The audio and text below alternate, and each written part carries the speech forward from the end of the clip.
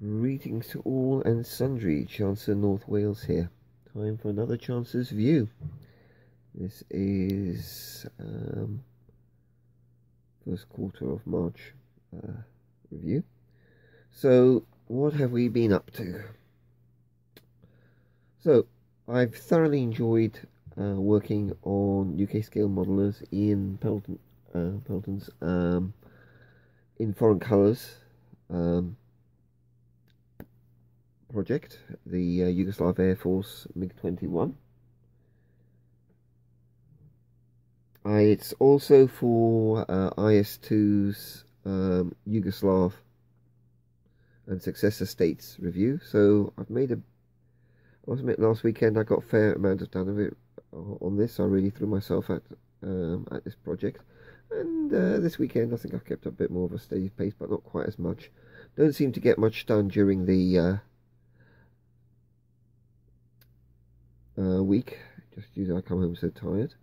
But here it is. This is Ravel's kit with some externally sourced decals, which I'm reasonably happy with. It's going to need some touching up, but she's looking reasonably well, like the appropriate MiG-31 F-13, so the early version. I like how the metallic tone has come out with the Vallejo metallics. So this has been one that I've cracked on with, or tried to crack on with at a reasonable pace. I'm getting a bit tired of taking so long over some of my projects. So just been going through the decaling on it. A few issues on that, but nothing too bad. And overall, a very good, competent kit, I think. Ravel have done a good job with this one. I'm not too keen on when companies decide to do sprues that are a similar colour to the final colour of the aircraft, hence the silver material. It just seems a bit naff to me, to be honest with you. I prefer just grey, pale grey plastic, where you just work off that as your starting point. But nonetheless, it's not a bad kit at all. Fair, not pretty much viceless. No major issues with it. It just requires normal modelling skill to try and get something out of it. So quite chuffed with that. Been having fun with it. It's been a nice build, and not quite the version of the MiG-21 that I'd like to be building. I'm still trying to hunt down MiG-21 Mongol and deciding whether I'm going to have to order something from the Ukraine for it, the two-seater, so I can do it in the checkerboard Croatian markings. But that's a future project. You can't have enough MiG-21s, can you? Really? No, don't think so. Anyway, on in terms of my follow-on project after that, I really want to do a prop job, so I'm going to be cracking on with the Antonov AN-28 in the Aeroflot scheme. This is from one of my favourite kit manufacturers, A model. So I'm thoroughly looking forward to doing this. And it should be a fun build. I also do rather like utility aircraft and the less flashy subjects. I don't think I've got enough of them in my collection. It's something that I think over time will build up on. So that's going to be the following build. As to what I've been spotting going online, to be honest with you, it's been quite nice. Another nice long period without too much drama or unpleasantness. Even the forums seem to be chugging along quite nicely on Facebook on the various things, again without too many dummies being hurled out of prams and people walking on in having hissy fits and all the rest of it. So that's been jolly nice to see. I just like it when people are just rolling along building kits and discussing about it. Maybe even if there's been drama, I probably haven't noticed it. So what else? I think shout outs. Now, really, there's only one modelling channel I can really think of who seems new to the scene, and I really liked his first few videos, and that goes by the name of Black Rifle Model Works. So Black Rifle Model and then WRX. I thought the way the gentleman comes across, the way he presents himself, the work he's doing, it's really nice and accessible, and I think a chap who is well worth subscribing to. He's doing an interesting project of a series of military ambulance builds as a commission project, which sounds like a great thing to do as a project, quite frankly, and he's working through the challenges of that. I'll do a link to him in the links below. Another particular build video I liked was by the chap, and I think many of us subscribed to him, Ivan the Terrible, who did a superb wall-mounted force perspective air combat scene, which I thought was very, very nicely done indeed.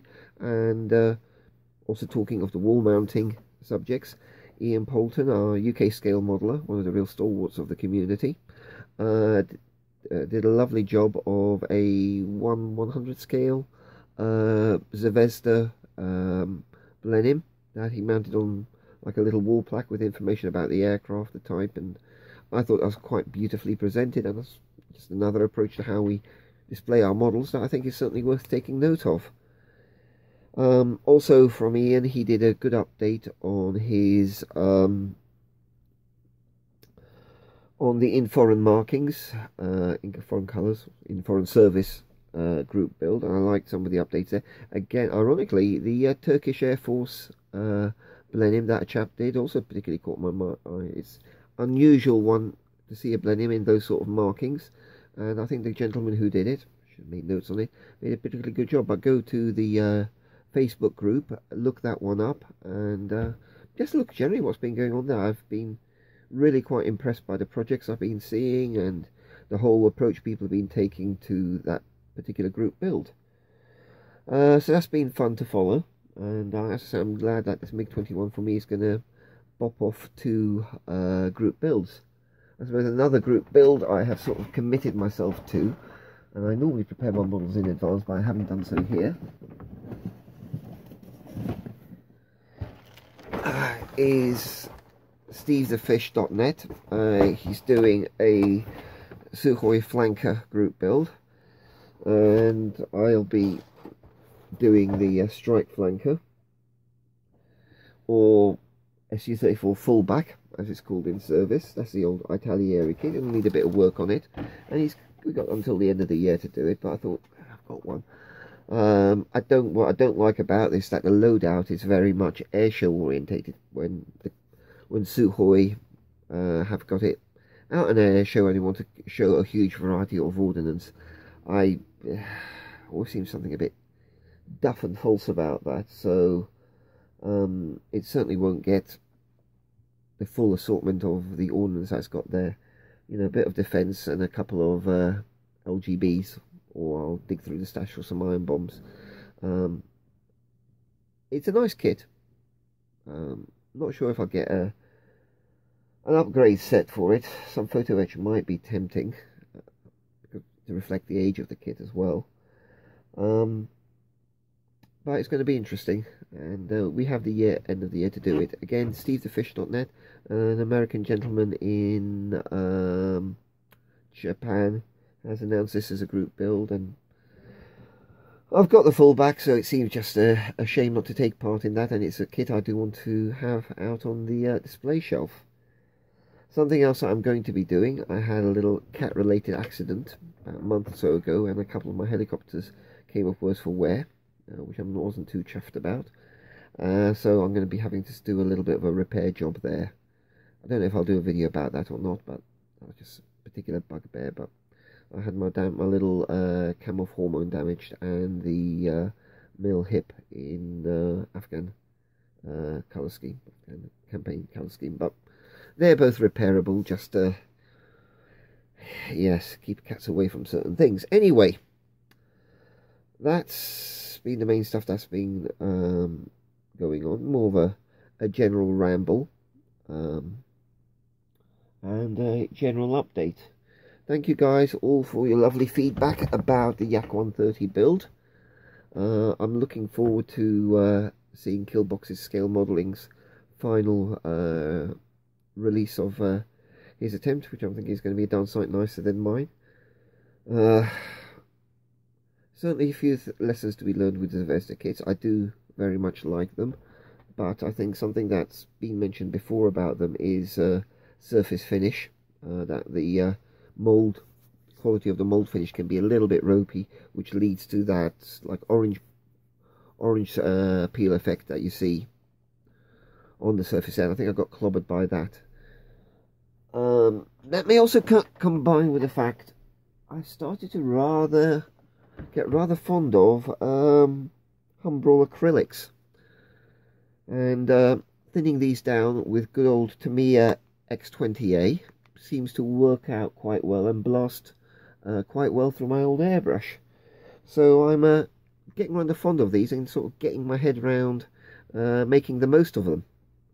So they appear to be cropping up in a lot of my builds lately, and I think we'll do so in the future. Also, let's face it, you can't really complain about Humbrol for their colour range and getting good colour matches. I'm going to be honest with you guys, even though I do so many Russian aircraft, I still really struggle with those Russian Air Force blues and getting the right shades on that. One day I might crack that, or go over and look at what I've done in the past. I think I found the Vallejo paints are quite good for that when I did my original Su-34 flanker. So quite a few good other builds there. Norman 77, a Russian chap, is doing an Su-25 Frogfoot. Aircraft I've always really liked, and it's nice to follow his work. And I do follow quite a few Russian channels, and at some stage I think I might have to do a shout out for Russian YouTube channels. Lord help me with my pronunciation, but that'll be a future one people suggest. And as I said to people in the past, it is possible to get usable translations out. You use Google Translate, but you do the double translate method. You put in what you want to write in short sentences, not keep them short, concise and simple without too much intermediate punctuation. Then put it through from English to Russian, and then translate it back from Russian to English. See whether the meaning or the gist is still consistent, and if need be, adjust it until you get a repeat cycle on it, where you're getting your primary message across, or what you're trying to say across, and it's not being too heavily mutilated. A few years ago, while my eldest daughter was still living at home before she moved down south to study, we tried it with Welsh, and it seemed as a process it worked. So she's a Welsh speaker, and on that awkward language we validated that the fundamental approach works quite well. So to communicate to our modelers wherever they are, France, Germany, in my case Russia, I would suggest to guys have a go at using Google Translate. Do the double translate method and try and support and encourage people wherever they are. So that was a little warble, a little update about what's going on. Guys, keep this great community going. Love seeing your work, love following the videos, the builds of all genres. Sometimes the armoured guys leave me a bit lost, but I'm still impressed by what you do.